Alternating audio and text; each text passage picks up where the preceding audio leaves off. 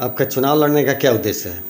मेरा चुनाव लड़ने का उद्देश्य है समाज सेवा करना और लेडीज़ होके आगे बढ़ना, यही मेरा उद्देश्य है।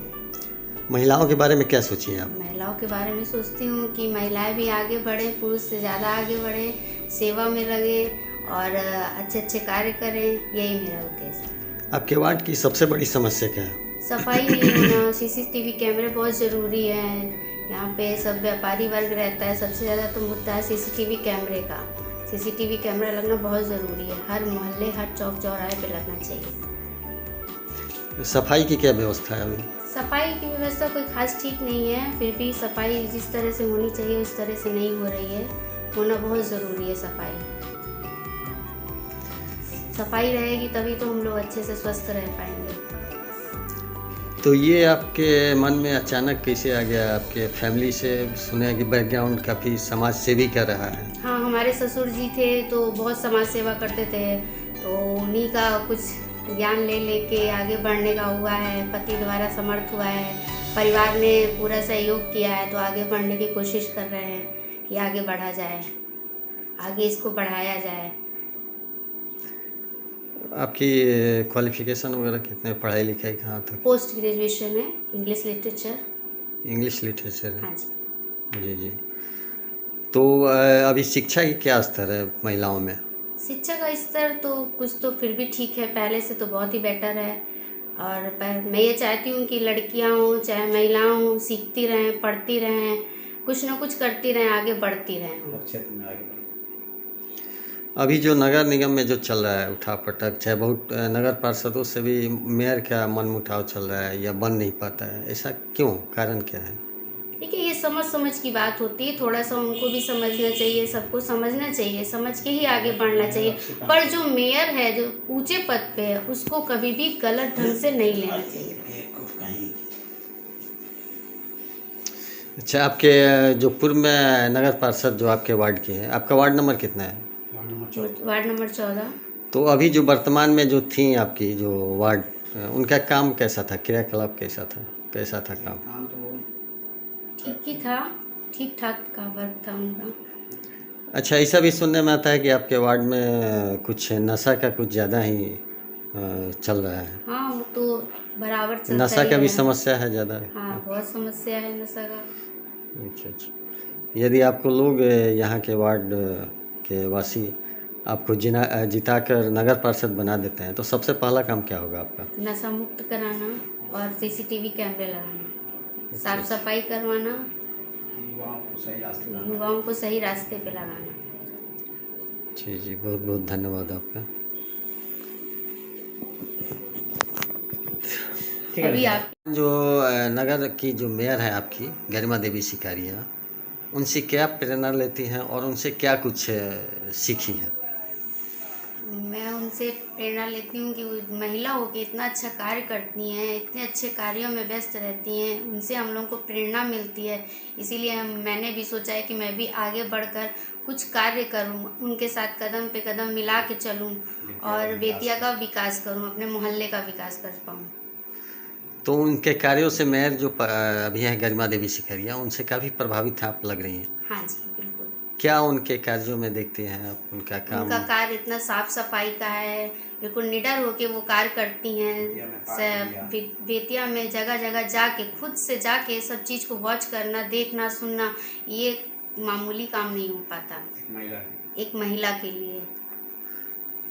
तो उनके जैसा आप भी चाहते हैं कि अपने नगर का विकास करें, हाँ अपने जी। वार्ड का विकास करें? हाँ जी, बिल्कुल वैसे ही बनना चाहती हूँ। अपने वार्ड वासियों को क्या संदेश देना चाहती हैं? वार्ड वासियों को यही संदेश देना चाहती हूँ कि एक बार आप हम पे भी भरोसा करिए और आगे का कार्य देख के ही हम लोगों का वो करिए। चलिए, बहुत बहुत धन्यवाद आपको। हम मिल रहे हैं ज्योति गुप्ता के पति श्री विमल कुमार गुप्ता से और जानना चाहते हैं कि उनका आखिर क्या मन उद्देश्य है, क्या सोच है कि वे अपने पत्नी को वार्ड में खड़ा कर रहे हैं और क्या उद्देश्य क्या है उनका, ये थोड़ा बताया जाए। मिलते हैं श्री विमल कुमार गुप्ता से।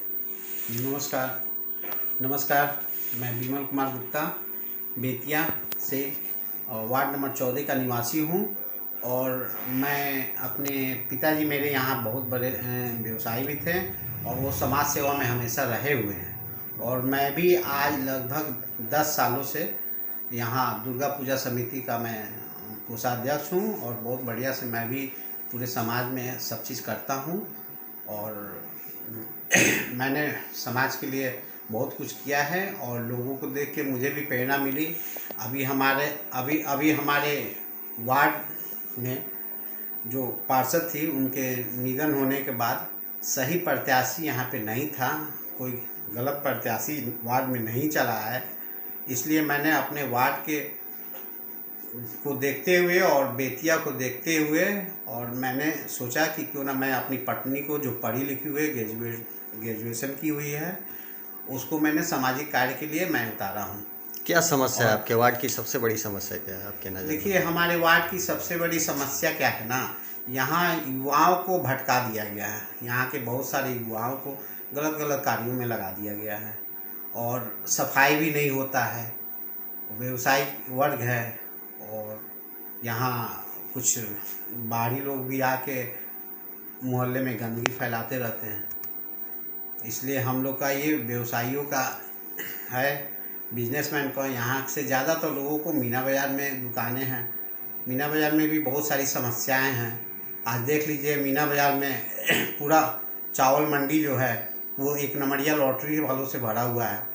हमारे यहाँ गांव देहात से काम करके मजदूर आते हैं शहर में और यहाँ ख़रीदारी करने, और उसको जो है ये लोग लॉटरी के माध्यम से सारा पैसा उन लोग का ये लोग खा जाते हैं। और ये इसका गोरख धंधा चल रहा है और यहाँ किसी के शहर से ही ये धंधा सब चल रहा है। और हमारे वार्ड के सबसे बड़ी समस्या यही है कि यहाँ पे एक नंबरिया लॉटरी भी चलता है जिस पे प्रशासन का भी कोई पकड़ नहीं है। और इसमें बहुत सारे लोगों को सह है जो चाहते हैं कि यहाँ के युवा हमेशा भटके रहें और सही दिशा निर्देश उन लोग को नहीं मिल पाता। अभी तक आपने इस वार्ड के लिए समाज सेवा के क्षेत्र में क्या किया है? बहुत सारे कार्य किए हैं। यहाँ किसी गरीब को कोई ज़रूरत पड़ता है तो मैंने आज तक सहयोग किया है। और दूर दराज में भी मैं हमेशा वृद्धा आश्रम जाता हूँ, हमेशा वहाँ मेरा सेवा रहता है। मेरे पिताजी भी वृद्धा आश्रम में शुरू से सेवा दिए हुए हैं। हर साल मैं वृद्धाओं के लिए वहाँ पे अनाज भी भेजता हूँ और कंबल हुआ, शॉल हुआ, जैकेट हुआ। अभी मैंने 1 जनवरी को ही सारे वृद्धाओं के लिए, लेडीज़ों के लिए शॉल और जैकेट की व्यवस्था करके मैंने उनको दान दिया। और मोहल्ले में हर तरह का सहयोग मेरा रहता है और हम लोग प्रतिष्ठित आदमी हैं। और यहाँ के हमारे माननीय सांसद जी हैं डॉक्टर संजय जायसवाल जी, उनके चुनाव में भी मैं हमेशा रहा हुआ हूँ, सहयोग किया हुआ हूँ। और सब चीज़ों का विचारधाराओं को देखते हुए मैंने सोचा कि वार्ड में कोई गलत वो ना हो जाए वार्ड खाली होने से। इसलिए मैंने सोचा कि मेरी पत्नी पढ़ी लिखी हुई है और बेतिया की मेयर जो हैं माननीय गरिमा देवी सिकारिया जी, उनका कार्य भी आजकल बहुत अच्छा है। हम लोग देख रहे हैं, इसके पहले भी जो लोग रहे हुए हैं, पहले नगर परिषद था तो हमेशा मेयर के ऊपर अविश्वास लगा के वो करने का ही लोग काम करता था। इस समय नई मेयर हुई हैं तो समझिए अब विश्वास नहीं लग रहा है तो बहुत लोगों को दिक्कत है और उनको काम करने में बहुत तरह की परेशानी का सामना करना पड़ता है। हमारे ही वार्ड में आई थी चेकिंग के लिए तो उनको बहुत जलील किया गया। इस चीज़ से भी मैं बहुत आहत था। मुझे खुद शर्मिंदगी आ रहा था कि बताइए, एक महिला इतना कर रही है और उसको इन लोगों ने यहाँ पे इतना बेइज्जत किया। ठीक है, इससे मैं प्रेरित होकर मैंने सोचा कि मैं अपनी पत्नी को भी उठाऊं कि वो भी उनके साथ कंधा में कंधा मिला के और बेतिया और अपने नगर का और अपने वार्ड का समुचित विकास कर सके। वार्डवासी यदि आपको जिता देते हैं तो सबसे पहला काम क्या होगा? सबसे पहला काम रहेगा कि अपने वार्ड को नशा मुक्त करना और यहाँ सफाई व्यवस्था सब देखना। हमारे मोहल्ले में धर्मशाला है, वो भी सुचारू रूप से बढ़िया से चले, ठीक है ना।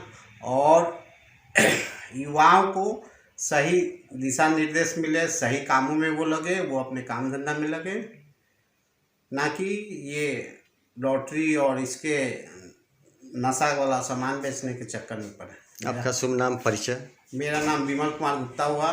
मैं बेतिया वार्ड नंबर 14 जमुना धर्मशाला के पास का निवासी हूँ। मेरे पिताजी स्वर्गीय विश्वनाथ प्रसाद गुप्ता थे, वो भी समाज के लिए बहुत कार्य किए हुए हैं और हम लोग उनका बहुत अच्छा नाम है, परिचय है।